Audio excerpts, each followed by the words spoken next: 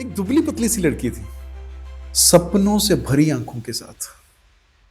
बिहार की मिट्टी में पली बड़ी, लेकिन उसकी आवाज अनंत तक गूंजने की चाहत रखती हुई। मैथिली ठाकुर, एक नाजुक आवाज की बड़ी उड़ान। मैथिली ठाकुर मधुबनी जिले के बेनीपट्टी गांव, मधुबनी जिला है बिहार में, वहां बेनीपट्टी गांव है एक, उसमें रहने वाली। उसके घर में भी संगीत का अच्छा खासा माहौल, संगीत परिवार ही कहा जा सकता है, तो संगीत परिवार में जन्मी थी। उसके पिता जो रमेश जी हैं, अपने रमेश ठाकुर जी, तो वो बेसिकली क्लासिकल गायकी में कोच हैं, तो वो कोचिंग तो दे ही रहे हैं, तो उसका प्रभाव सीधा सीधा मैथिली पे तो पड़ा ही है। तो मैथिली ने भी सीखा, मैथिली के साथ साथ उसके भाइयों ने भी, ऋषभ याची उसके भाई भी सीख रहे हैं। छोटी उम्र से ही हिंदुस्तानी क्लासिकल में मैथिली ने और शिक्षा भी ली, और लोक संगीत में भी उसने अच्छी शिक्षा ली। पिता और दादा की जो मेहनत थी, उसकी संगीत की जो फाउंडेशन है, संगीत की नींव है मैथिली की, वो उसके पिताजी और दादाजी की मेहनत ने रखी। लेकिन उसकी मंजिल तक पहुंचने का रास्ता आसान नहीं था। Really she had to struggle very hard. जब वो सिर्फ 11 साल की थी, तब उसने सारेगामापा, आप सभी को ध्यान में है, सारेगामापा लिटिल चैंप्स, उसमें उसने हिस्सा लिया। जब वो हिस्सा लिया तो उसमें वो सक्सेस नहीं ले पाई, पार्टिसिपेट ही किया। कुछ साल बाद इंडियन आइडल जूनियर में भी वो पहुंची। इंडियन आइडल में परफॉर्मेंस दी, लेकिन वहां जो फर्स्ट शुरुआती इनिशियल राउंड्स होते हैं, बेसिक राउंड, उसमें उसे बाहर कर दिया गया।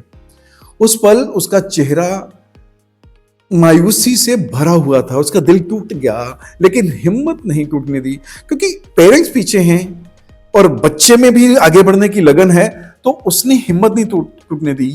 ये बात मैं उन सभी से करना चाहता हूं, जब कोई बहुत तसल्ली से कोई नीट की तैयारी कर रहा है, कोई जेईई मेंस की तैयारी कर रहा है, कोई सीए की तैयारी कर रहा है, कोई क्लैट की एडमिशन के लिए दे रहा है, कोई सीडीएस, कोई एनडीए, अलग अलग कॉम्पिटिटिव एग्जाम्स में, कोई कोचिंग्स में, कोई गेम में, कोई संगीत में, हर कोई बच्चा एक अच्छा करियर बनाना चाहता है। जब पेरेंट्स उसके साथ लगे होते हैं, एक पूरी टीम बनी होती है, सारे लोग काम करते हैं उस बच्चे के ऊपर, पर बच्चे को अचानक किसी कारण सक्सेस नहीं मिली, तो कई बार पेरेंट्स और बच्चे सारे ही डाउन हो जाते हैं कि मेरा तो नहीं हो पाया, मेरा तो पहली बार नहीं हो पाया, मेरा तो दूसरी बार नहीं हो पाया।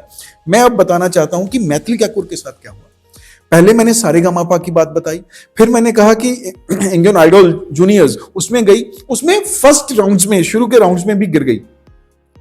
मायूस तो होना ही है, बच्चे ने मायूस हुआ, पर हिम्मत नहीं टूटने दी। This is the most important point what I really wanted to share with you. मायूस हुई, पर हिम्मत नहीं टूटने दी उसने अपने आप की। बाद में उसने आई जीनियस यंग सिंगिंग स्टार इस कंपटीशन में पार्टिसिपेट किया और उसे जीता, और फिर राइजिंग स्टार में भी वो फाइनल तक पहुंची। और लेकिन जब फाइनल तक पहुंची राइजिंग स्टार में, तो जीत से, वो आपको ध्यान में होगा, वो वोटिंग हुआ करती थी, तो उसमें सिर्फ 2 वोट्स की दूरी पर वो रह गई।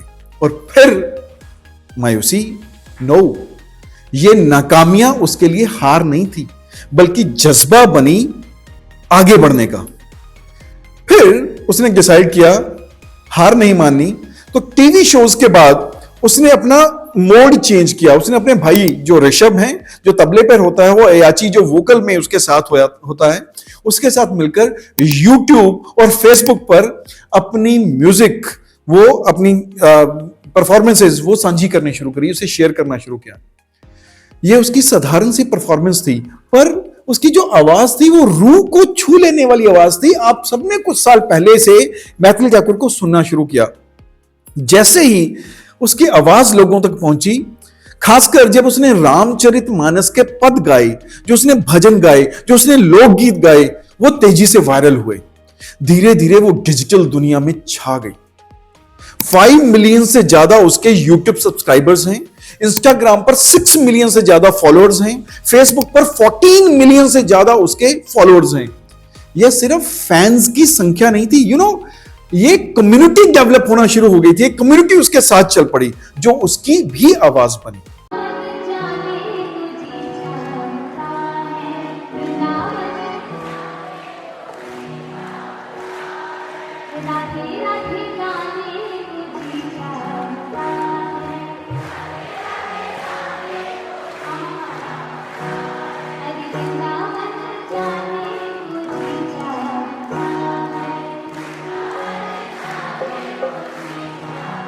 मैथिली की आवाज, उसमें उसमें खूबी पता क्या है?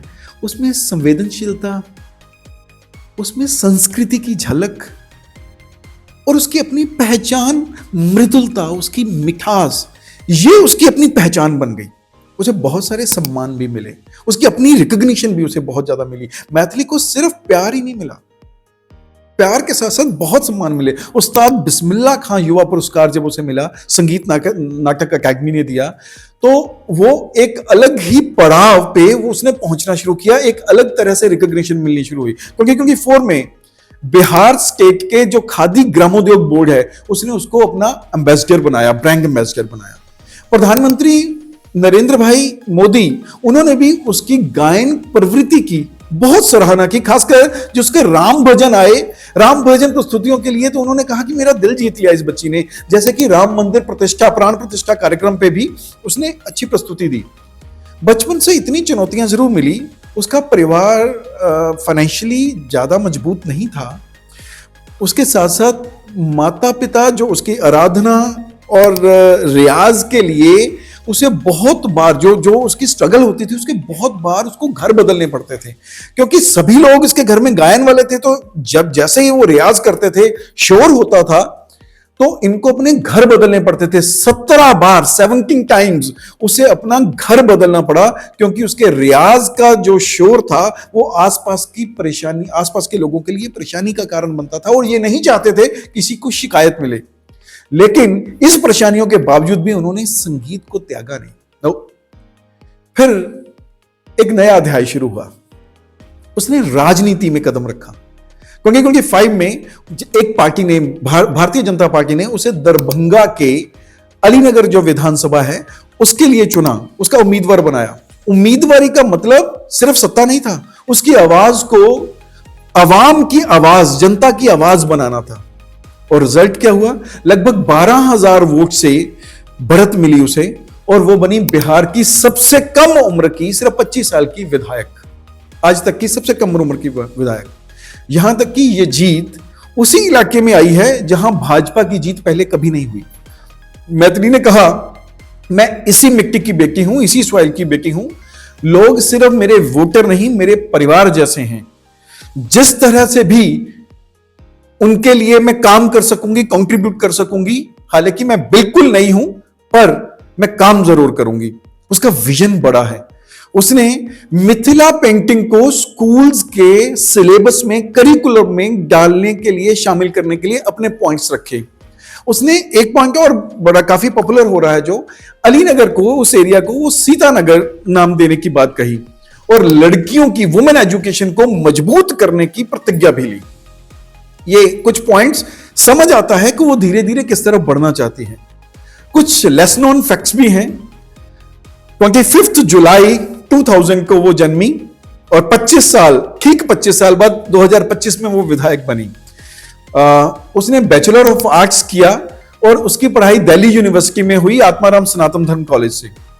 उसके इस अभियान में, लगातार वाले अभियान में, उसके भाइयों का, परिवार का बहुत ज्यादा योगदान रहा। उसका भाई ऋषभ जो तबले पर होता है, अयाची जो वोकल, वो प्रचार के समय भी इसके साथ रहे। उसकी संगीत की शैली भी बड़ी विविध है। वो मैथिली लोकगीत, उसके साथ साथ भोजपुरी, हिंदी भजन, छठ गीत, सूफी गीत, उसके प्रदर्शन में परंपरा और आत्मा दोनों झलकती हैं।